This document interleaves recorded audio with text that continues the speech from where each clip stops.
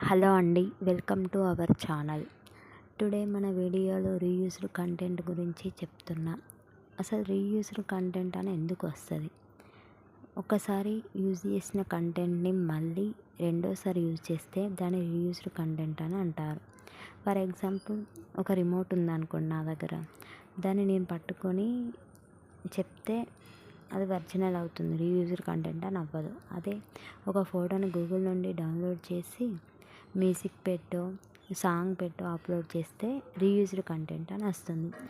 ఇన్స్టాగ్రామ్లో మీ favourite hero కానీ heroines కానీ ఇంకా అనదర్ ఇప్పుడు ట్రెండింగ్లో ఉన్న గణపతి కానీ ఇంకా ఏ వీడియోస్ అయినా డౌన్లోడ్ చేసి మీ యూట్యూబ్ ఛానల్లో వేరే మ్యూజిక్ పెట్టి కానీ సాంగ్ పెట్టి కానీ ఒరిజినల్ అలాగే వీడియో పెట్టి కానీ పెడితే అప్పుడు రీయూజ్డ్ కంటెంట్ అని వస్తుంది. రీయూజ్డ్ గురించి ఎవరేం చెప్పినా నెగిటివ్గానే అవుతుంది. అసలు మనకు తెలియకుండా ఏం చెప్పాం కదా. అసలు రీయూజ్డ్ కంటెంట్ అని ఎందుకు వస్తుంది అంటే, వేరే వాళ్ళ కంటెంట్ యూజ్ చేస్తే రీయూజ్డ్ కంటెంట్ అని వస్తుంది. సరే, ఒకవేళ మీరు మీ వీడియోసే యూజ్ చేశారు, వేరే వాళ్ళ కంటెంట్ యూజ్ చేయలే, అయినా రీయూజ్డ్ అని ఎందుకు వస్తుంది?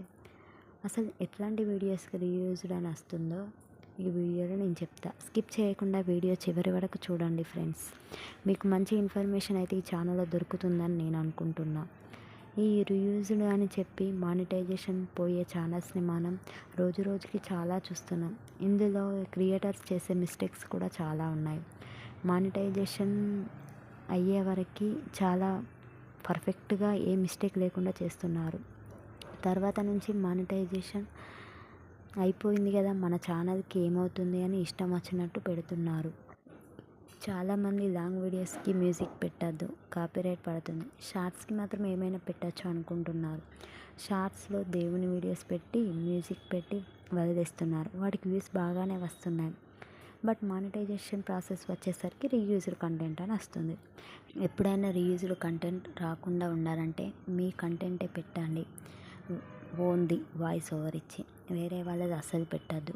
ఆ మ్యూజిక్ కానీ ఆ ఒరిజినల్ వాయిస్ వాళ్ళకి స్ట్రైక్స్ వేసే రైట్స్ ఉంటాయి.